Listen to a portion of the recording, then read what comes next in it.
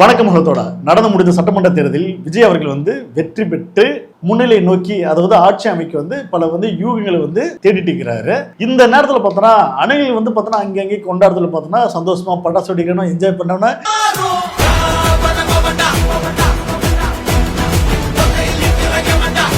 எங்க அண்ணன் எப்படி ஆட்சி கொண்டாரு அப்பா அதில் எங்க எங்க அண்ணன் ஆட்சிக்கு வராமல் போயிட்டு வரும், எங்க நம்மள சூசைட் பண்ணிப்போம் அப்படின்னு கதறிட்டு இருந்த அணில்கள் ஒரு வழியா வெற்றின்னு வந்தவனே ஹாப்பி ஆயிட்டோம்னு சந்தோஷமா என்ஜாய் பண்றாங்க. ஆனா இதுக்கிடையில சங்கம் ஏன்டா இவ்வளவு என்ஜாய் பண்றீங்க? இல்ல விஜய் ஜெயிச்சா சங்கம் ஏன் கொண்டாட்டம்? ஒருவேளை விஜய் அவர்கள் சங்கியா பாக்குறீங்களோ? சங்கியோட ஐடியாலஜி சங்கியோட மென்டாலிட்டி உள்ள பர்சனோ? விஜய் அவர்கள் வெற்றி பெற்றதால் பல சங்கிகள் பார்த்தோன்னா சோசியல் மீடியாவில் பார்த்தோன்னா கம்பு சுத்தின்னு ஃபயர் விட்டு நிற்குது. அதுல நம்ம நக்கிஷம் பொக்கிஷம் அப்படின்னு ஒரு யூடியூப் சேனலை அவர் பார்த்தோன்னா சில தற்கொலைத்தனமா பேசி வீடியோ போட்டிருக்காரு. அந்த வீடியோ முதல்ல பார்ப்போம். வர சொல்லுங்க பார்க்கலாம். திராவிடத்தை வீழ்த்துவதற்கு இன்னொருத்தன் பிறந்துதான் வரணும் அப்படின்னு சொல்லிட்டு இருந்த திராவிட கட்சிகள், அதாவது அதிமுக திமுக, இன்னைக்கு இரண்டையுமே உடைச்சி தாவேகா முதன்மையான ஒரு கட்சியாக கிட்டத்தட்ட 1 கோடிக்கு மேல வாக்குகளை பெற்ற ஒரு கட்சியாக வலம் வர தொடங்கியிருக்கு. அதாவது விஜயோட ஐடியாலஜி பார்த்தோன்னா திராவிட கட்சி தாயா, அதுனா ஆரிய பார்ப்பன கடப்பார கட்சியா? விஜய் கையில் எடுத்த கொள்கை தலைவர்கள் யாரு? சாவர்கரா இல்ல நாதரம் கோட்சவா இல்ல பிஜேபி சங்கியா? அப்படிலாம் இல்ல. அந்த மாதிரிலாம் கேட்டீங்கன்னா ஓட்டு கேட்டீங்கன்னா செருப்பை கழட்டி அடிப்பாங்க. அப்ப அவர் எடுத்த கொள்கை தலைவர் யாருன்னா பெரியார், அம்பேத்கர், இந்த மாதிரி சோசியல் ஜஸ்டிஸ் முற்போக்கா யோசிக்கக்கூடிய தலைவர்கள் கையில் எடுத்ததால்தான் இந்த ஓட்டு. அதாவது நம்ம சீமான் இருக்கிறாருல, நீ ஒரு காலத்துல சீமான் சப்போர்ட் பண்ணி வீடியோல போட்டுட்டு இருந்தல, சீமான் என்ன சொன்னாரு? ஆரிய கடப்பாறை எடுத்து இந்த திராவிட சவுரை நான் அடிச்சு உடைக்கிறேன் தெரியுமா? இன்னைக்கு சீமான் எங்க இருக்கிறாரு? விஜயாவுக்கு அடிச்சு முடிச்சு விட்டாப்புல. அப்ப நீ என்னதான் ஆரிய கடப்பரை தூக்கிட்டு வந்தாலும் தமிழ்நாட்டு மக்கள் இங்க முற்போக்கா யோசிக்கக்கூடிய மக்களா தான் இருப்பாங்க. அப்படிதான் மக்கள் ஓட்டு செலுத்திருக்காங்க. அதனாலதான் விஜய் அவர்கள் கணிசமான வாக்குகளை பெற்று ஓரளவு முன்னிலையில் வந்திருக்கிறாரு. அடுத்து இவர் வேற ஒரு பாயிண்ட் ஒன்று சொல்றாரு, அது இழிவுபடுத்துறாராம். அதுவும் புதுசா ஒரு கட்சி தொடங்கி 2 வருடத்திலேயே ஒரு சட்டமன்ற தேர்தல் அப்படிங்கிறத எதிர்கொண்டு எந்த கூட்டணியும் இல்லாமல் தனியாக 1 கோடி வாக்குகள் அப்படிங்கிறது இதுவரையிலும் எட்டப்படாத இமாலய இலக்கு தான். இந்த இமாலய இலக்கை தாவேகா ரொம்ப சர்வசாதாரணமா வென்று எடுத்து விட்டார்கள். ஆனா அதை விட ரொம்ப கேவலமா திமுகவினுடைய தோல்வி ஒண்ணு இருக்கு. எந்த ஒரு அரசியல் கட்சியா இருந்தாலும் சரி, இதுவரையிலும் தமிழ்நாடு சட்டமன்றம் தேர்தல் அப்படின்னு சொல்லி வரும்போது அதனுடைய பொதுச் செயலாளரும் அதனுடைய தலைவரும் தோற்ற வரலாறு அப்படிங்கிறதே கிடையாது. அத இப்போது மாற்றி அமைத்திருக்கிறார்கள் திமுக. என்ன சொல்லுவாங்க? கேவலம் தோத்துருக்காங்க. டேய், தோக்கறதுல என்னடா கேவலம்? வேற மக்கள் ஓட்டு போட்டா வெற்றி பெற போறாங்க. என்ன ஒன்ன மட்டும் ஜெயிச்சுன்னா அப்படியே கத்தி சண்டை போட்டு வின் பண்ணி வந்தாரு. அவருக்கும் மக்கள் ஓட்டு தானே போட்டாங்க, மக்கள் படிக்க தானே வராரு. இதனா எக்ஸாம் எதுவும் ஒன்னும் படிச்சுட்டு பாஸ் ஆனாரா? அப்படிலாம் இல்ல. மக்களுக்கு பிடிச்சா போடுறாங்க, பிடிக்கலன்னா தோல்வியை நோக்கி தான் போகணும். அப்ப நம்ம நக்கீஷ் என்ன சொல்றாரு?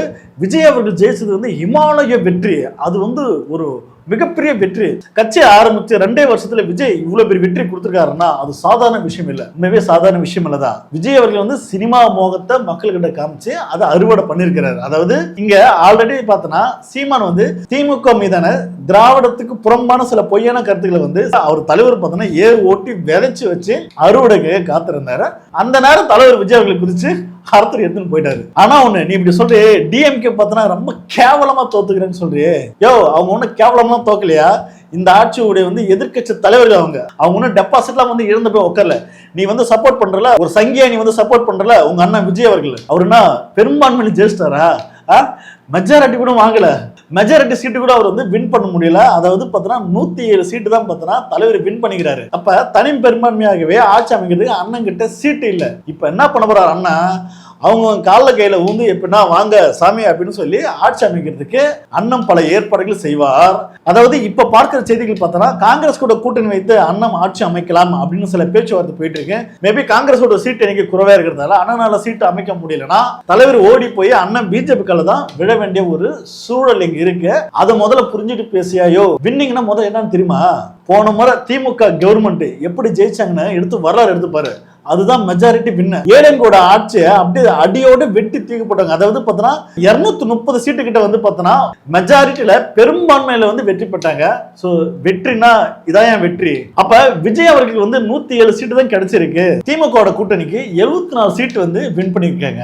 அப்ப பெரும்பான்மை மக்கள் ஆட்சி மாற்றம் வேணும், அப்படியே ஒட்டுமொத்த தமிழ்நாட்டு மக்களும் ஆட்சி மாற்றம் வேணும்னு சொல்லி விஜய்க்கு யாரும் ஓட்டு போடல. அதாவது போன முறை டிஎம்கே கவர்மெண்ட் ஜெயிச்சாங்க தெரியுமா, அதுதான் ஒட்டுமொத்த தமிழ்நாடு மக்களும் ஆட்சி மாற்றம் வேணும், இமிடியேட்டா வேணும்னு சொல்லி தான் ஓட்டு போட்டதால தான் அவ்வளவு சீட்டு ஜெயிச்சாங்க. இங்க பார்த்தனா 107 தான். இது வந்து மெஜாரிட்டி எல்லாம் கிடையாது. இதை வச்சு அதனால ஆட்சி அமைக்க முடியாது. அப்ப டிஎம்கேக்கு வந்து 74 சீட்டு கிடைச்சிருக்குன்னா இந்த ஆட்சி வந்து சரியா செயல்பட்டு இருக்கு, இது ஒரு நல்ல ஆட்சி தான், இதுவே தொடரட்டுன்னு தான் மக்கள் வந்து வாக்கு போட்டிருக்காங்க.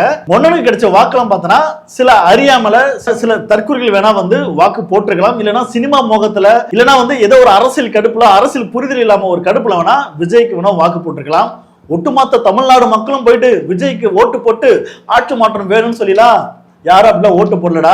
விஜய் அவர்கள் மெஜாரிட்டி இருந்து வெற்றி பெற்றாலும் இந்த ஆட்சி பார்த்தனா ஒரு பெரும்பான்மை இல்லாத ஒரு ஆட்சி தான். அதாவது போன எம்பி தேர்தலில் பார்த்தனா மோடி அவர்கள் வந்து எப்படி பெரும்பான்மை இழந்து, அதாவது ஒரு பாம்பை வந்து பல்ல புடுங்கி விட்ட மாதிரி தான் மோடி அவர்கள் வந்து எம்பி தேர்தல் வந்து புடுங்கி விட்டுருக்கு. ஸோ அந்த மாதிரி தான் பார்த்தனா விஜய் அவர்கள் பார்த்தனா பெரும்பான்மை இல்லாம அவரையும் பல்ல புடிங்க தான் விட்டுருக்கு. அவரும் பார்த்தோன்னா விஷப்பாம்பு மாரி போயிட்டு எல்லாரையும் கொத்த முடியாது, தன்னிச்சையா வந்து செயல்படவும் முடியாது. கூட இருக்கிற கூட்டணி கட்சியோட சேர்ந்து தான் செயல்பட முடியும், எதனா ஒரு திட்டங்களா இருந்தாலும் செயல்படுத்த முடியும். அப்புறம் இந்த நக்கேஷ்ங்கிறாருல, அவர் பேசுற வீடியோல பார்த்தோன்னா கீழே கமெண்ட்ஸ் கொஞ்சம் பாருங்களா.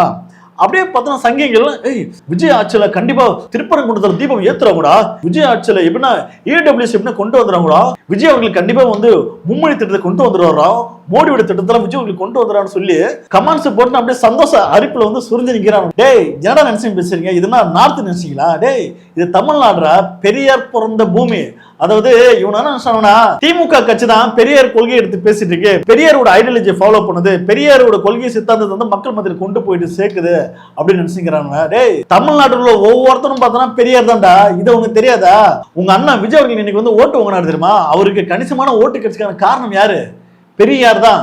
பெரியார்ன்ற ஒரு பேரை சொன்னாதான் இங்க ஓட்டே வரும். அதனால உன்னோட நட்பாசு, உன்னோட நட்பு கனவுகளாம் வந்து மோடியோட சித்தாந்தம், மோடியோட ஐடியாலஜிலாம் வந்து இங்க கொண்டு வந்து தெளிச்சு விட்டுலாம் அப்படிலாம் நீங்க கனவு காணாதீங்க தலைவரே. அதாவது சங்கிகள் எந்த ரூபத்துல வந்தாலும், உங்க அண்ணன் விஜய் மட்டும் இல்ல, உங்க அப்பா மோடி அவர்களே வந்தா கூட அமைதி பூங்காவா இருக்கிற தமிழ்நாட்டை மத கலவரத்தை உருவாக்கும் விதமா எந்த ஒரு சங்கி எந்த ரூபத்துல வந்தாலும் தமிழ்நாட்டு மக்கள் துணியை உரிய விட்டு அடிச்சு ஓட விடுவாங்க. ஏன்னா இது பெரியார் மண், இந்த மண்ணுல வாழ்ற ஒவ்வொருத்தமும் பெரியார் தான். ஆனா விஜய்க்கு ஆதரவாக 107 சீட், அதாவது 1.5 கோடி மக்கள் தான் விஜயோட சப்போர்ட்.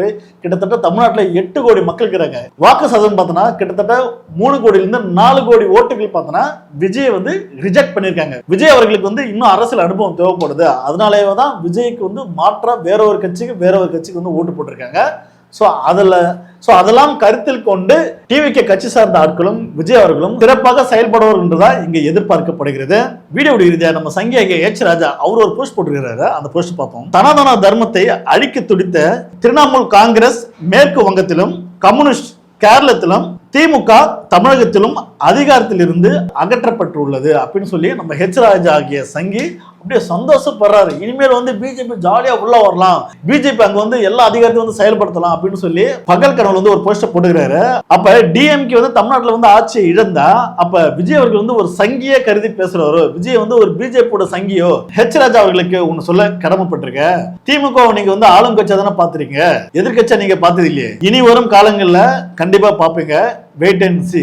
இந்த கேமே வந்து இப்பதான் ஸ்டார்ட் ஆகுது. அப்ப தமிழ்நாட்டுல வந்து ஒரு மிகப்பெரிய மத கலவரத்தை வந்து ஏற்படுத்தலாம் அப்படின்னு சொல்லி ஒரு சங்கத்தனமா ஒரு விஷமத்தனமா தமிழ்நாட்டுக்குள்ள வந்து நீங்க பண்ணணும்னு ஆசைப்பட்டீங்கன்னா தமிழ்நாட்டு மக்கள் பார்த்துட்டு சும்மா இருக்க மாட்டாங்க. சிறப்பான தரமான வந்து ஒரு மரியாதை வந்து உங்களுக்கு சீரும் சிறப்பமா வந்து செஞ்சு வைப்பாங்க.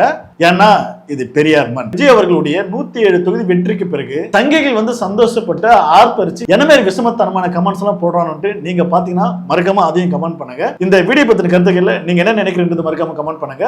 அடுத்த வீடியோ சந்திப்போம். நன்றி, வணக்கம்.